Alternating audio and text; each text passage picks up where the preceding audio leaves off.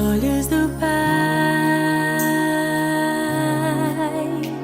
Você é uma obra-prima que Ele planejou. Com suas próprias mãos pintou a cor de sua pele, os seus cabelos desenhou, cada detalhe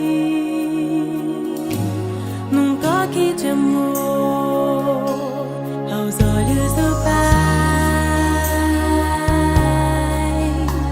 Você é uma obra-prima que Ele planejou.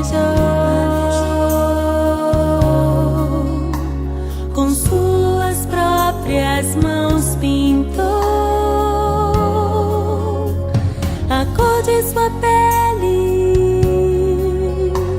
os seus cabelos desenhou, cada detalhe